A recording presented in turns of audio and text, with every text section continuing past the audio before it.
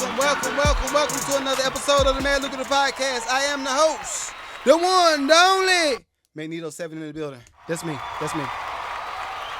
So check it out. Hopefully y'all had a wonderful weekend. I did take a week off. I'm sorry, y'all. I'm sorry. I shouldn't have left y'all without a dope beat to step to. But I had a lot of stuff going on. If y'all did not know, all of y'all that's in my subscriber base, y'all know what it is. So if you didn't know, if y'all new here on TikTok, Facebook, Instagram, whatever, we do flip properties. We work on properties. I'm a contractor. We do a whole lot of stuff. So we just keep it going. And it's pivoting season. Needless to say, everybody knows that we're in a recession, right? Like, if did you know that? Like, did TikTok, Instagram, Facebook, did y'all know that we're actually in the recession right now? And if you did not know, I'm gonna tell you this: if you are trying to do the same thing that you did last year to win, it ain't gonna work. It ain't. I promise you, it's not gonna work. The reason I say that is this: money is being put in different places. Real estate is one of those places, but not on the end of residential, at least for what I can see. And I might try to get Reggie come in next week and actually talk about some more specifics as it relates to the real estate side of things. But I will say this: from 2020, 2021, 2022, residential has been on fire. It has been crazy. What type of music? I'm going to talk about that too. But residential has been on fire for the past 3 years roughly, right? What I'm noticing, and of course we've already talked about it in the past couple of pods, but we are going through this high interest rate type of situation. Everybody can't pay $1,200 for, I'm going to say, $100,000 loan, for what it's worth. And I might actually try to go through some numbers.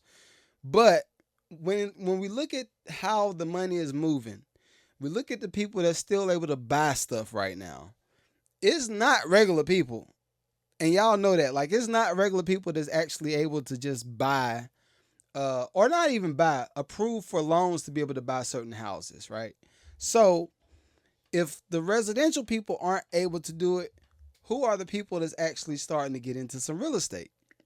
I'm glad you asked. It's the people that I'm looking at that's still able to make some moves as it relates to real estate is the commercial, I can't say big business, but the businesses that's able to sustain themselves within the economy.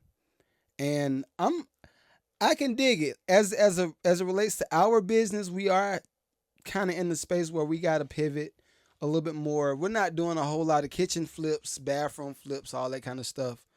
But we are getting a lot of commercial properties that we're starting to work on for other businesses. And that's one thing that I'm noticing, like, yo, you can't bypass certain things. Like, you got to realize where we are in the market and where you fit in.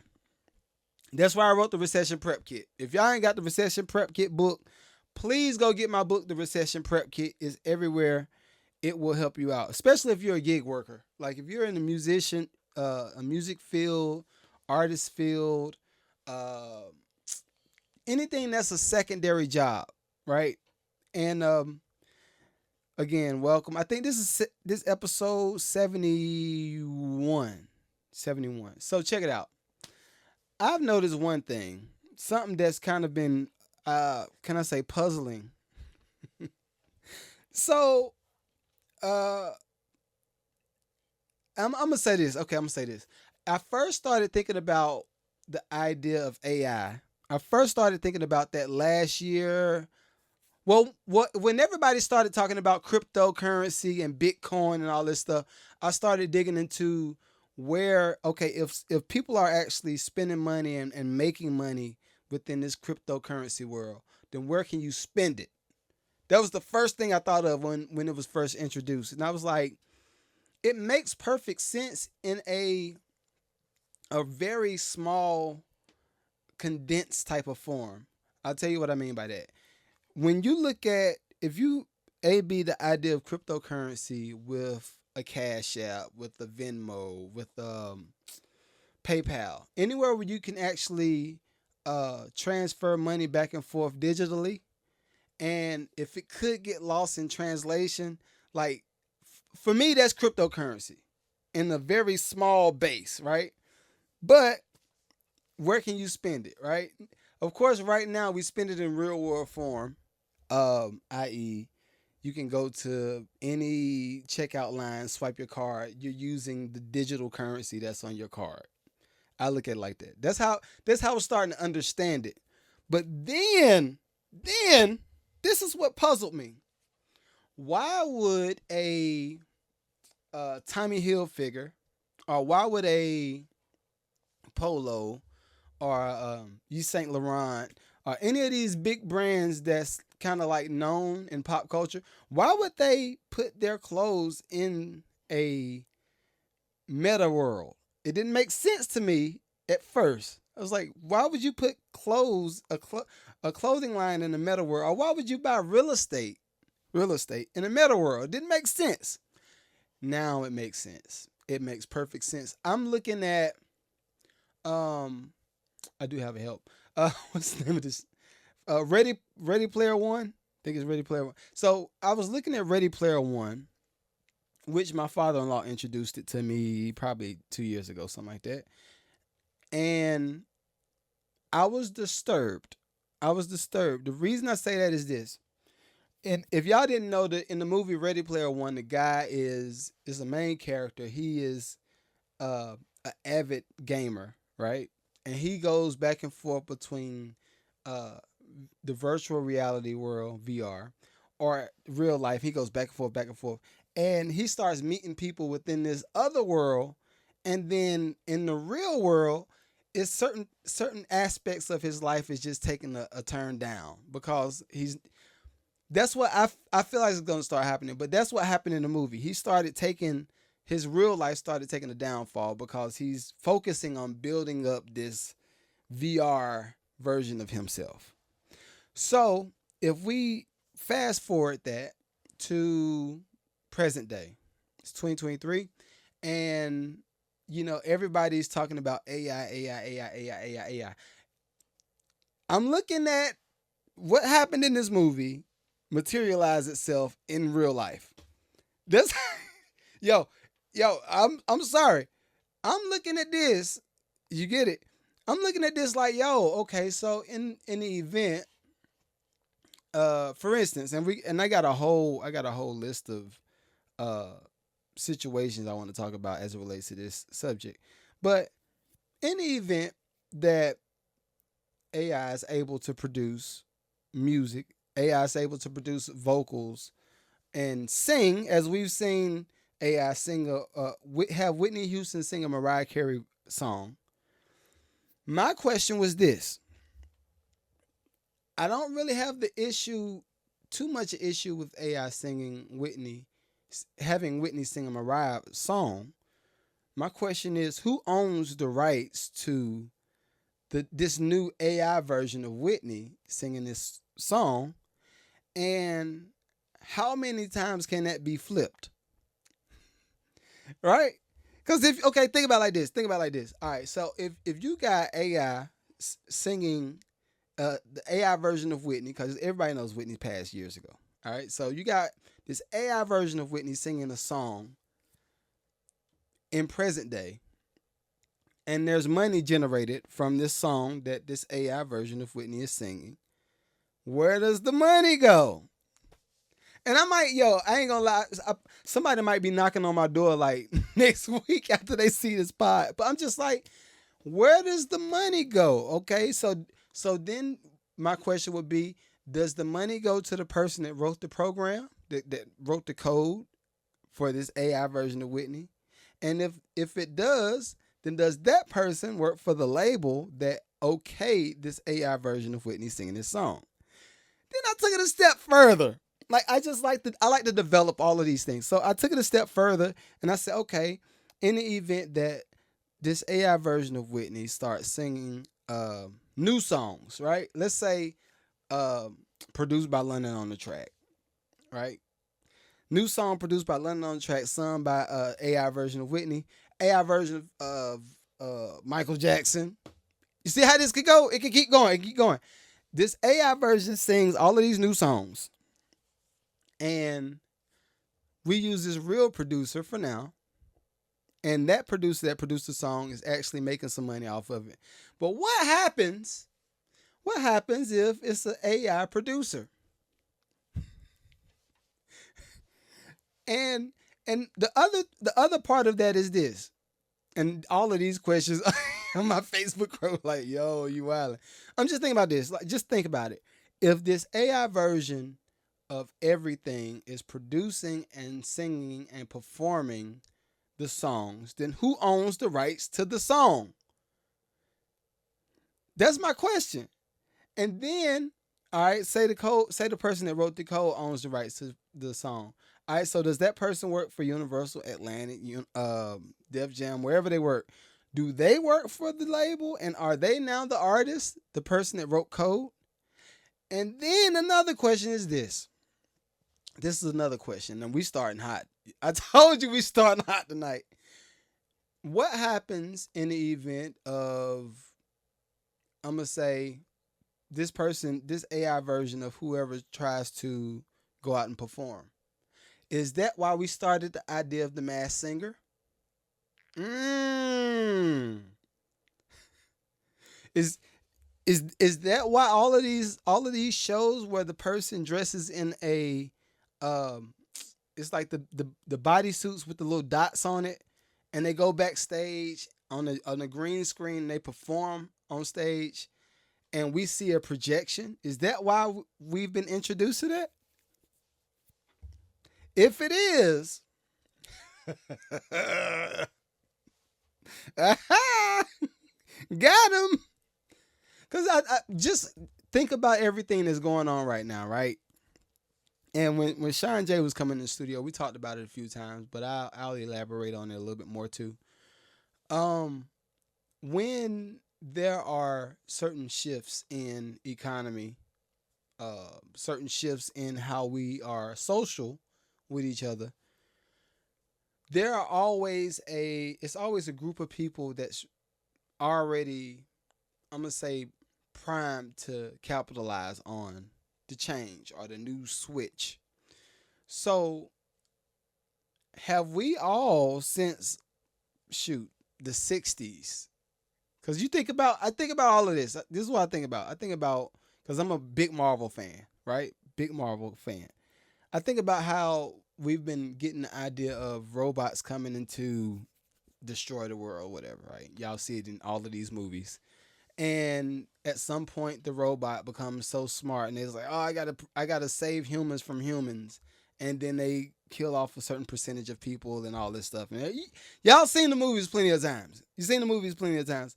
But my question is this: have all of these projections that we've been seeing in certain films uh, an indication of where we're going? And if it is, I think I'm done. I'm like, hey, Lord, call me, Lord. Call me, come home, Lord. But I'm just saying, like, it's puzzling to me how we've all just kind of accepted the idea of convenience meets uh comfort. I think those two words are, yeah, convenience and comfort is what we've been sold over and over and over and over. And I feel like now we're at the crossroads where convenience is gonna is it's sold, period. Like, no matter how you say it, and this is why I want to talk about this tonight. But no matter how you split it, you can't avoid what's about to go down. Or not what's going down currently. Right? You look at how we all was in the house for what, 3 years roughly, almost about 3 years with COVID. Everybody's scary. Nobody wants to be around each other. Let me present, and y'all seen all of the little sex toys and all that stuff that they be promoting on Instagram and all that stuff. Why is that? Have you thought about that? Why is that a thing now? I'm gonna say this. I think it's a thing because I feel like when you introduce certain, I'll say, toys and stuff like that, what kind of endorphin does that shoot through your system and make you want it more and more and more and more and more? And then how many different I'm not calling nobody lame. I promise I'm not calling nobody lame. But if you go through a lame season, how do you learn how to be cool? Because you'll be lame forever because you can lean on technology to make you cool. It's just one of those things. So I really want all of us to really pay attention to where this whole AI idea is going. I want us to pay attention to where this is going because I feel like when it comes to AI and how we treat the idea of AI, yo, okay, so think about it like this. And this is something that happened to me directly, right? So my all y'all know we got two daughters, and sometimes we talk to them and we say, um, "I need to go get some batteries." Something simple like that. Something that simple. So I need to go get some batteries, and I was very late to try to get Alexa and all this stuff in my household because I already felt funny about something listening to me tell it to do something, and then it carries out the idea. Like you say, Alexa, play Eminem, right? Play Eminem's last three albums, and Alexa lines up the last three albums. Eminem starts to play the music, right? But this happened to us one particular day. This happened one particular day, and I think my wife and I were talking about, yeah, we got to get some batteries for that remote. There, that remote's just dying, whatever. We were going back and forth, and 2 days later, what comes in the mail? Batteries. We didn't order it, but guess who ordered it? Alexa, because she heard us talking about it. She ordered the batteries and it got sent to our house and it charged my account. So, my question is this: are we prepared to have some type of firewall between us and the technology so it's not controlling every aspect of life? Because we're already on the phone like this. We already letting it control time. And I'm going to say this. It's controlling time because we have built certain ecosystems around the technology. If we didn't have that technology to build a certain ecosystem, then we would have figured out something else to do to make money. But now we're incentivized for posting a post on Instagram, TikTok, Facebook, YouTube even. We're incentivized to do it because guess what? I'm gonna pay you. You post this on my site. You post it so many times. You get this much traffic to stay on my site. I'm gonna pay you for that. You know, big account. Think about the Kim Kardashians and the big accounts like that. I'm gonna pay you millions of dollars because you got eyeballs that can market to your fans before we can. So I'm gonna pay you to do that for me, right? What is all of that based on? It's AI, right? Now, this is my other thing. I think we talked about the AI in the music business, but I'll expand. I'll expand on that. If if we all lean on AI, the actual technology for uh, controlling the algorithm for people to, again, comfortably live life, and you don't have to think about if you like this type of artist because, you know, the algorithm has listened to your playlist for the last 3 years and it knows what you like. So it's going to keep feeding you more and more and more and more of that, right? But this is my question. What happens if there's an AI 50 Cent? Let's say that. What if it's an AI 50 Cent and it's an AI Dr. Dre, and they say, okay, what would this sound like in the next 5 years? This is what this would sound like in the next 5 years. And it keeps feeding you this over and over. But you as the human decides to change your musical taste. And you start to like certain things like jazz, whatever like that. And you start bumping heads with the algorithm is trying to feed you. Then what happens? I know it's a deep conversation. It's just stuff that I think about, yo. It's stuff that I think about. My Facebook group is like, are we talking tonight? This is what I'm gonna talk about. But it does does the algorithm have the ability to be biased towards the people that's listening to the music? If you ask me, indeed, of course not. I mean, of course, why would it not? Right? So then what would that look like for the creative community? Because right now, I know all of us are, we think we go to the studio, we have some ideas, we put the idea down, we like, yo, I'm gonna shop this music, and as soon as this beat comes out, oh, they gonna kill it. I'm gonna get Lil Uzi on it. It's gonna be a viral sensation, whatever. But what if the AI version of you already produced the song, and it produced the song with the AI version of the artist that you want to produce? You see how this go?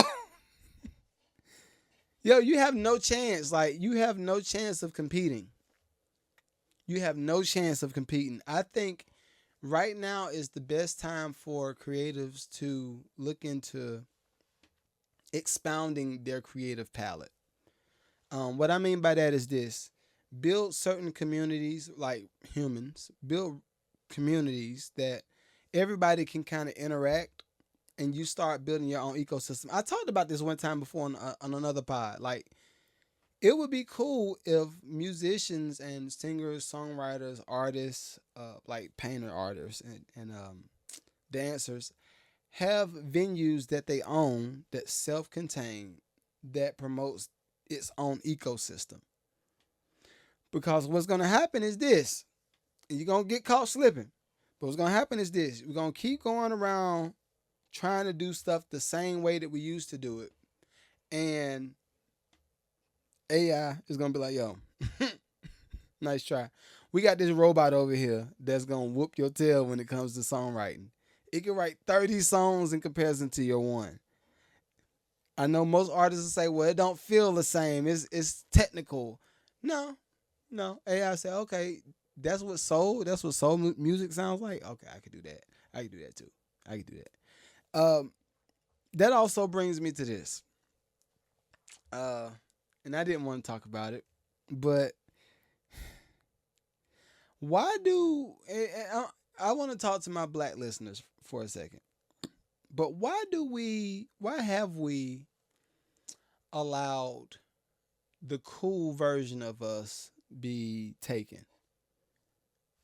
I wanna know that, because I feel like what happens with I can't say, I would say just black, but it can be a little bit of everybody. But why do we create something, right? And then at a certain point in our careers, we say, "Oh, okay, well, it's cool. I done made some money," and we kind of abort the idea that we originally created. And I'm gonna tell you where I'm going with this. I had a friend of mine. Shouts out to King Legend, but he and I were going back and forth on the book, and I was saying that it's a gospel artist I like, Ty Tribbett. He produced, well, not produced, but he released the album that's fire, right? It's fire. He released and it's a gospel album. Y'all know I produce everything. So he released a gospel album that's fire, and I said, finally, somebody that's able to bring the musicianship and how it used to feel in the mid 2000s. He brought that back to the music, and I can appreciate that. So my friend King Legend, shouts out. He said, "Well, I got a dope playlist. I told you I was on it. You should have just hollered at me. I got some dope artists for you to listen to." And my first response is,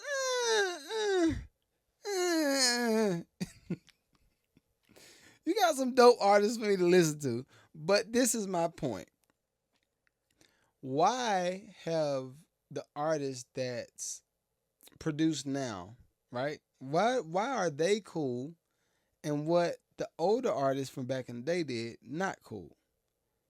Case in point, if you look at all of the, I'm gonna say, 60s and 70s group of people, uh, like, I'm gonna say Aretha Franklin, pulling some people, Aretha Franklin, Shaka Khan, the Isley Brothers, Earth, Wind and Fire, the Jackson Five, all of these groups, right?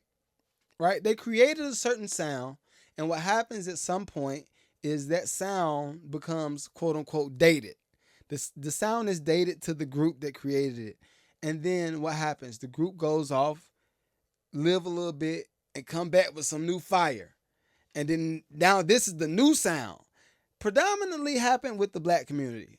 I can't say that it was a lot of white folk that did it, but predominantly with the black. So they come out, they do this song, it's dope, it's fire. They come out, industry knocks on the door, say, hey, your album's not gonna sell no more. It's not cool no more. What you used to do is not cool. Go create something else. Bring me something. Bring me another heat. Bring me another hit. So then the group goes and creates another hit. But meanwhile, what happens to that original sound?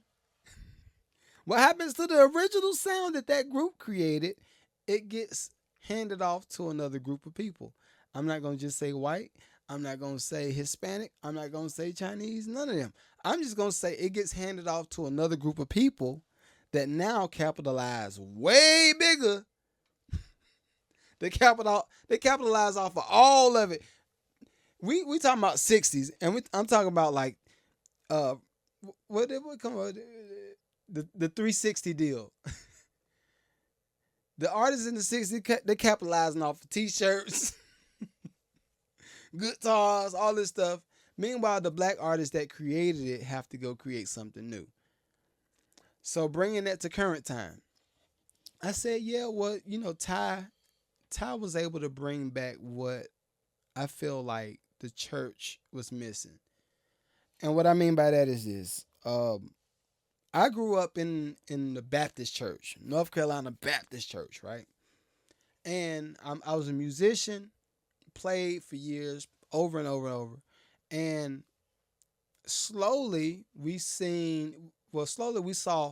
the group of churches that had choirs, that was the premier choir of the area, start to fade out. And then now this idea of ensembles and CCM, Christian music, comes out. And then all the black people that was doing choir music has to now transform over to CCM. Now, my only issue is my issue with that is this. When you take away an ecosystem like a choir or a quartet, I know quartet is still out here though, but you take away those aspects, you start to kill an ecosystem that's been created for a certain group of people. And the issue with it is not necessarily, the artist is transforming over doing CCM. Like, that's cool. But why do you feel like you have to stop doing what you were originally doing to fit the mold? Right? I just I don't get it. I don't get it. And I want one of y'all chime in and let me know, because I feel like we got to start paying attention to what's happening, yo. We got to pay attention. If you don't pay attention, everybody going to be out here looking crazy. So, this wasn't going to be too long of a talk tonight, because I really just had to pretty much vent. I wanted to vent, because look at this idea.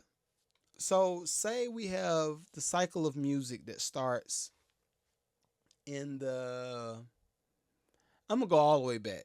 Mozart, Beethoven, that time period, right? Got a circle of music that starts. At some point, that circle of music starts to jump off, and then it creates another circle. And then it creates another circle. In a perfect world, all of those can exist, and all ecosystems can be just as profitable. Tell me this. Answer this question for me. Why is it so hard for a lot of black writers to get accepted in the country music? Right? Why? And I'm not going to say their names, but I've sent some music out to a few companies, and they wasn't trying to hear it, I won't say because I was black, but I will say because I wasn't in that circle. Right? when it comes to black artists, we've accepted a lot of stuff. We've accepted the white girls coming in and singing, and they kill it. Oh, that girl sound like Aretha Franklin, especially with what was the girl name? Amy Winehouse. When Amy Winehouse was living, she was dope. She was very dope. But